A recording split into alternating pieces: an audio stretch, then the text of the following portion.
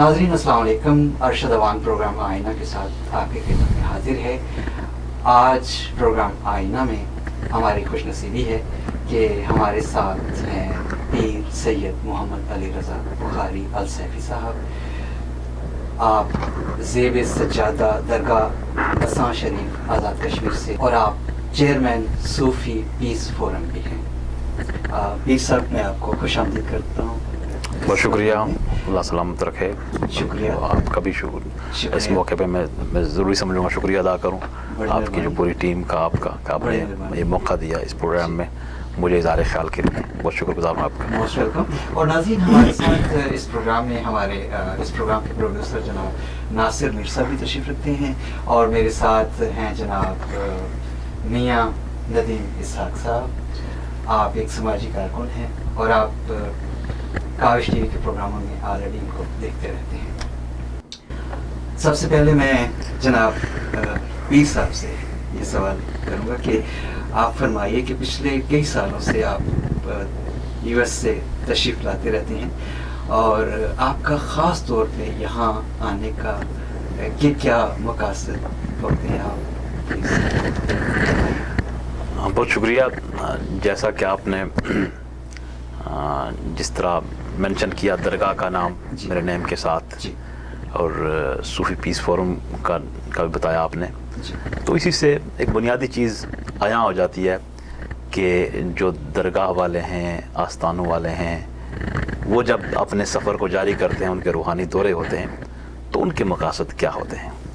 इसमें बुनियादी चीज़, जहाँ भी हम अपने ये हमारे रूहानी ट्रिप्स होते हैं, और पर्टिकुलरली जो हम यहाँ अमेरिका में हर साल यहाँ जो दौरा होता है, अल्हम्दुलिल्लाह यहाँ आना होता है, तो इसका बुनियादी मकसद जो सूफिया कराम की तालीमात हैं, उनकी जो रूहानियत पर जो उनका मैसेज है, मोहब्बत का जो दर्स है, उस दर्स को, उस पैगाम को आम करने के लिए यहाँ भी हमारे टूर होते हैं।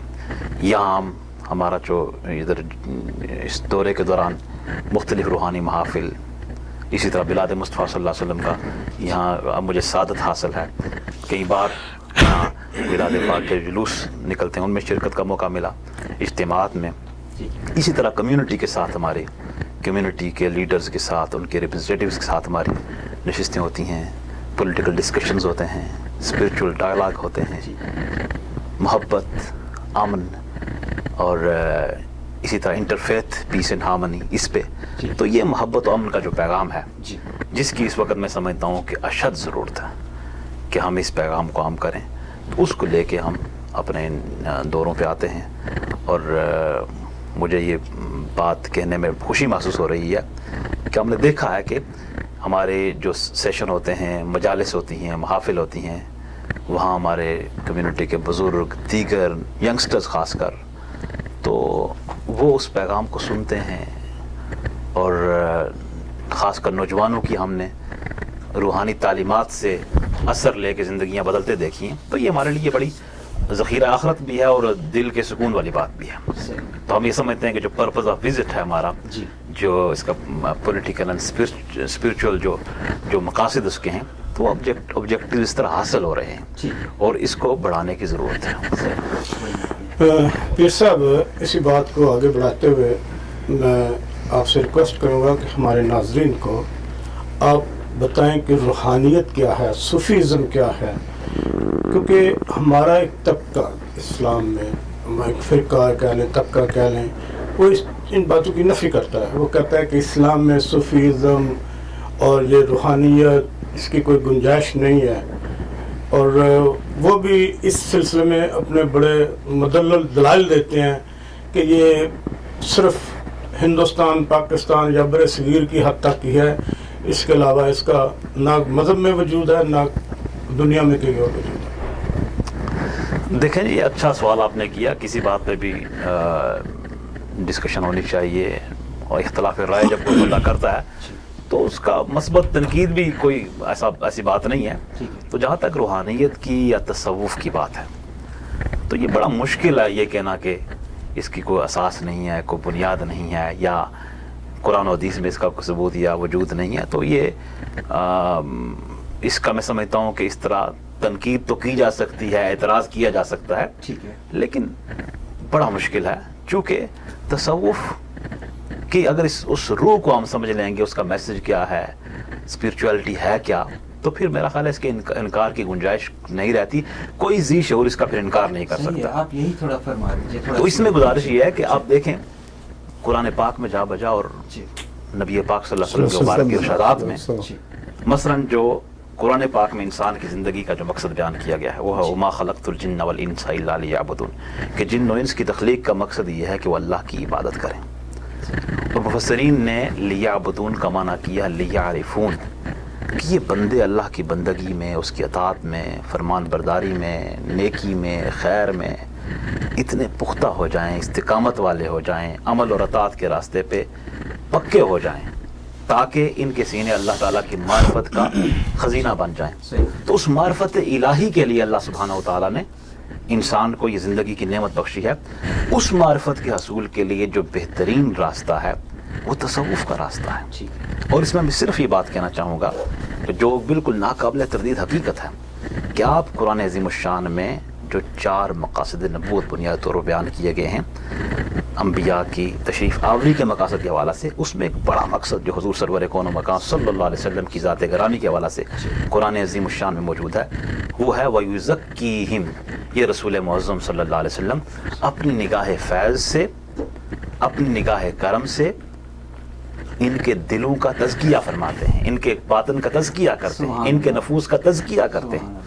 تو وَيُزَكِّيهِمْ یہ قرآن ارشاد اور نبوت کے 4 مقاصد میں سے ایک مقصد, یہ تصوف کا آبجیکٹو ہے, یہ تصوف کا ثبوت ہے, یہ تصوف کی اساس ہے کہ نبی کونین آقا رحمت صلی اللہ علیہ وسلم نے صحابہ کرام علیہم رضوان, اہل بیت اطہار اپنی نگاہ فیض سے ان کو فیض تقسیم کیا, ان کے قلب و روح کو آباد کیا, ان کے باطن کو منور کیا.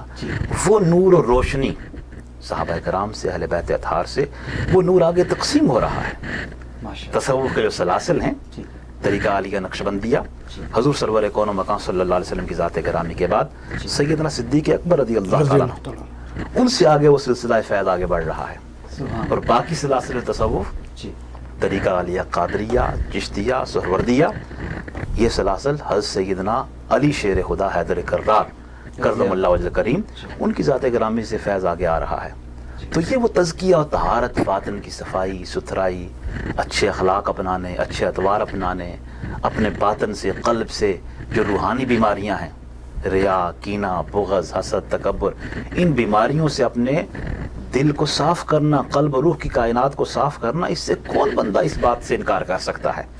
تو وہ انسان کی تعمیر, اس کے اخلاق و اطوار بنانے, بندے کو بندہ بنانا, یہ تصوف کی ٹیچنگز ہیں, یہ صوفیاء کی تعلیمات ہیں. تو انہوں نے, آپ یوں کہیے کہ قرآن و حدیث کی جو تعلیمات ہیں, قرآن و حدیث کی تعلیمات کی روح تک رسائی روحانیت کے ذریعے میسر آتی ہے. جس طرح بہت خوبصورت کسی نے کہا نا کہ روح جو رفت الصلاۃ والصیام فرد نہ ہموار ملت بے نظام. اور بنی علامہ اقبال آپ کا شعر ہے کہ روح جب چلی جاتی ہے نماز اور روزے سے, پھر فرد نہ ہموار ہو جاتا ہے, ملت بے نظام ہو جاتی ہے, پھر کوئی چیز اپنے اس نظم و ضبط میں نہیں رہتی ہے. وہ روح کیا ہے؟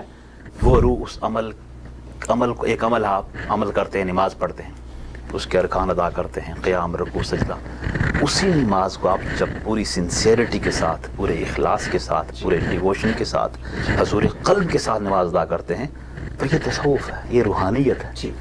ظاہراً آپ کے ارکان وہ شریعت ہے, اور اس باطن کا آپ کا اخلاص, یہ تصوف ہے. اور جو لوگ کہتے ہیں کہ تصوف اور طریقت کا شریعت سے کوئی تعلق نہیں ہے, یہ بھی غلط بات ہے. شریعت ظاہر ہے, تصوف اور روحانیت اس کا باطن ہے. دونوں کو آپ یکجا کر دیں, اللہ کی بندگی, اللہ کی عبادت اور اللہ کی معرفت حاصل کرنے کے بندہ قابل بن جاتا ہے. سبحان اللہ. آج کل جو محفل میں دیکھنے میں آئے ہیں, خصوصاً ہماری صوفیاء کی محفلوں میں, اس پہ بہت سے لوگ اعتراض کرتے ہیں کہ دیکھیں جی یہ غیر اللہ کی اتنی بلندیاں بیان کرتے ہیں, معاذ اللہ نعوذ باللہ, یہ شرک کا وہ شائبہ تک ہونے لگتا ہے.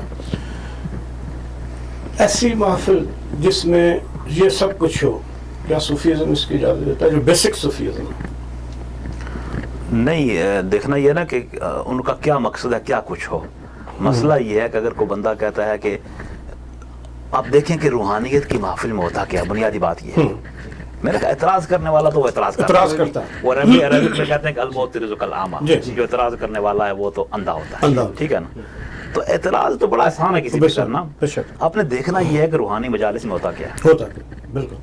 آپ روحانی محفل دیکھیں، کسی بھی سلسلہ طریقت کے بزرگ کی محفل دیکھیں، یہاں محفل آپ دیکھیں. ادھر ابھی آپ نے یہاں ہماری صوفی پیس کانفرنس دیکھی، طیبہ اسلامک سینٹر میں روحانی محفل ہوئی. تو ان محافل میں کیا ہے؟ اس میں قرآن پاک کی تلاوت ہوتی ہے. ماشاءاللہ. تو اللہ کا قرآن تلاوت کتنے بڑے شرف کی بات ہے. اس میں نعت رسول مقبول صلی اللہ علیہ وسلم ہوتی ہے. حضور نبی پاک آقا رحمت صلی اللہ علیہ وسلم کی مدح سرائی تو اللہ تعالیٰ خالق کائنات نے کی ہے. بے شک بے شک. قرآن سارا ان کی مدح سرائی ہے. وہ تو کائنات کا ذرہ ذرہ اللہ کے پیارے حبیب صلی اللہ علیہ وسلم کی مدح سرائی کر رہا ہے. بے شک. اور ہمارے بس میں تو ہے ہی نہیں ہے غالب ثنائے خواجہ بیزداں گذاشتیں کہاں ذات پاک مرتبہ دان محمد است، کہ غالب ہم ثنائے محمد مصطفیٰ صلی اللہ علیہ وسلم کو اللہ پہ چھوڑتے ہیں. اس لیے کہ جو اس پیارے حبیب صلی اللہ علیہ وسلم کا خالق ہے وہی بہتر انداز میں اپنے پیارے حبیب صلی اللہ علیہ وسلم کی شان اور عظمت کو بیان کر سکتا ہے. تو حضور کی شان بیان ہوتی ہے. آواز دیکھیں، نظم کی صورت میں نثر کی دینی باتیں ہوتی ہیں، اصلاحی باتیں ہوتی ہیں، اولیاء اللہ کی بات ہوتی ہے. تنزل الرحمت عند ذکر الصالحین، جہاں اللہ کے نیک بندوں کی باتیں ہوں وہاں اللہ کی رحمتیں نازل ہوتی ہیں. تو میں سمجھتا ہوں کہ جسٹ تنقید کر دینا یہ تصوف کی محفلیں. ہاں اگر کوئی جسٹ کوئی ٹریڈیشنلزم کس جگہ پہ ہے اور وہ صحیح طریقے سے ان ٹیچنگز کو، ان تعلیمات کو اگر فالو نہیں کرتے تو کسی انڈیویجول کا اپنا ایکٹ ہوگا. اس کو آپ قابل اعتراض تو کہہ سکتے ہیں. ہم یہ سب ٹھیک ہے تو نہیں کہتے نا، ہم نے ہر ایک کو ذمہ داری تو نہیں اٹھائی ہے. لیکن جو تصوف کی تعلیمات کتابوں کے اندر حضرت سیدنا غوث العظم غوث ثقلین سیدنا شیخ عبد القادر جیلانی رضی اللہ تعالیٰ عنہ، حضرت سیدنا سید شاہ نقشبند بخاری رضی اللہ تعالیٰ عنہ، حضرت سیدنا خواجہ اجمیر خواجہ معین الدین چشتی اجمیری رضی اللہ تعالیٰ عنہ، حضرت سیدنا شیخ شہاب الدین سہروردی رضی اللہ تعالیٰ عنہ، اور اسی طرح حضرت امام ربانی شیخ مجدد الافسانی رحمۃ اللہ علیہ، اور باقی بے شمار اولیاء اللہ جن کی تعلیمات کتابوں کے صورت میں ہمارے پاس موجود ہیں. اگر ان کے مطابق آپ تصوف کو پریکٹس کریں، اس پہ عمل کریں تو انسان کی کائنات آباد ہو جاتی ہے. بے شک روشن ہو جاتا ہے. میرے کہنے کا مقصد یہ تھا کہ آج آپ تو ظاہر پاکستان میں آپ کا بہت زیادہ تجربہ ہے، ہمارا تو اتنا نہیں، لیکن مزارات میں بہت لوگ جو خرافات کرتے ہیں، ڈول ڈمکے کرتے ہیں، وہ اگر آپ یوٹیوب پہ جائیں تو آپ دیکھیں گے وہ ایک بوریا والا پتہ نہیں کہ بابا اتنی داڑھی اور بالکل ننگ دڑنگ، اور وہ کہہ رہا ہے جی جو دمال نہ ڈالے اس کو وہ گالی نکالتا ہے. تو یہ لوگ صوفیزم کو بدنام نہیں کر رہے ہیں؟ تھوڑا اور پرے لے جاتے ہیں، کیا خیال ہے؟ دیکھیں میں یہاں یہ گزارش کروں جی کہ جہاں کوئی غلطی ہے، غلطی کی آپ نشاندہی کر سکتے ہیں، ٹھیک ہے نا.